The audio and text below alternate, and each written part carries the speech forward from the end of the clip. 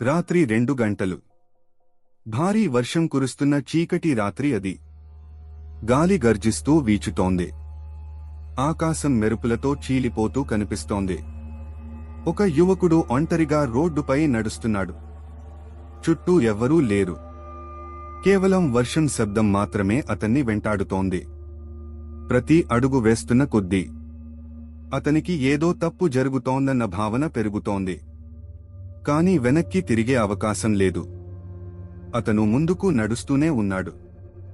దూరంలో ఒక పాత రైల్వే స్టేషన్ కనిపించింది. చీకటిలో దాని రూపం మరింత భయంకరంగా కనిపిస్తోంది. అది ఎన్నో సంవత్సరాలుగా మూసివేయబడిందని అతనికి తెలియదు.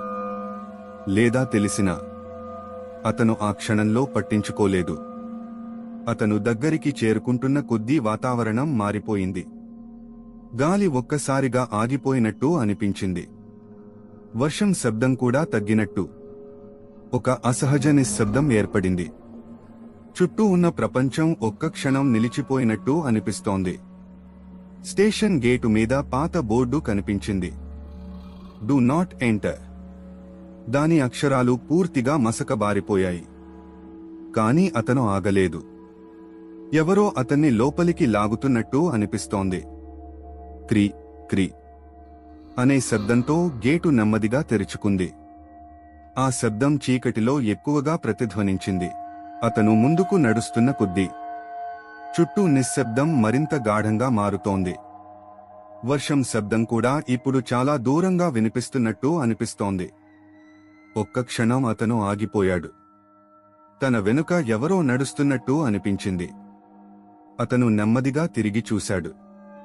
కాని అక్కడ ఎవ్వరూ లేరు. కేవలం గాలి మాత్రమే చల్లగా అతని చుట్టూ తిరుగుతోంది. లోపల అడుగు పెట్టగానే నిశ్శబ్దం అతన్ని పూర్తిగా చుట్టేసింది. ఇది సాధారణ నిశ్శబ్దం కాదు. ఒక భయంకరమైన ఖాళీలా అనిపిస్తోంది. ప్లాట్ఫామ్ మొత్తం ఖాళీగా ఉంది. పాత బెంచీలు, పగిలిన గాజులు, చెదిరిపోయిన గుర్తులు. చీకటి మాత్రమే కనిపిస్తోంది. లైట్లు అప్పుడప్పుడు మెరుస్తున్నాయి. ప్రతి మెరుపుతో నీడలు కదులుతున్నట్టు అనిపిస్తోంది. వాటి వెలుగు మరింత భయంకరంగా మారుతోంది. Tick tick. నీటి చుక్క శబ్దం మాత్రమే వినిపిస్తోంది. ఆ చిన్న శబ్దమే ఇప్పుడు చాలా పెద్దగా వినిపిస్తున్నట్టు అనిపిస్తోంది. దూరంగా ఒక రైల్వే సైరన్ లాంటి శబ్దం వినిపించింది. అతను ఒక్కసారిగా ఆగిపోయాడు. అతని శ్వాస వేగంగా మారింది. చుట్టూ నెమ్మదిగా తిరిగాడు. కాని ఎవరూ లేరు. ఇక్కడ ఎవరైనా ఉన్నారా అని అనుకున్నాడు. కాని సమాధానం లేదు. కేవలం గాలి మాత్రమే అతని మాటలను తిరిగి తిప్పుతోంది. టికెట్ కౌంటర్ దగ్గర పాత కాగితాలు గాలికి కదులుతున్నాయి. అవి ఒక్కసారిగా నేలపై పడిపోతాయి. మళ్లీ కదులుతాయి.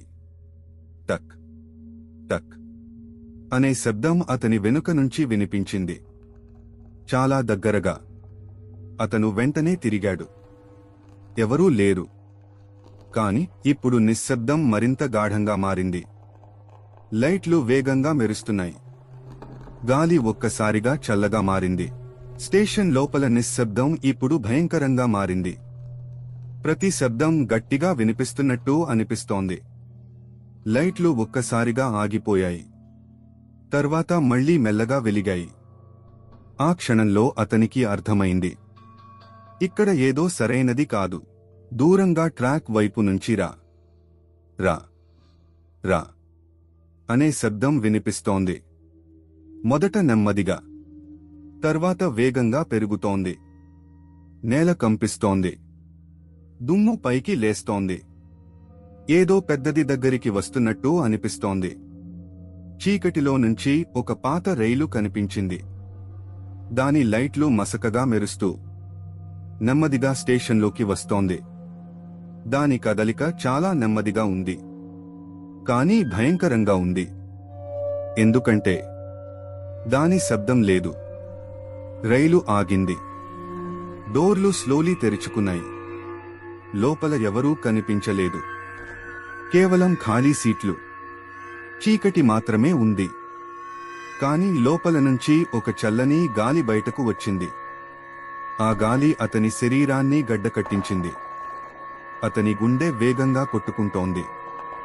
ఇది సాధారణ రైలు కాదని అతను స్పష్టంగా అర్థం చేసుకున్నాడు. ఇది గోస్ట్ ట్రైన్.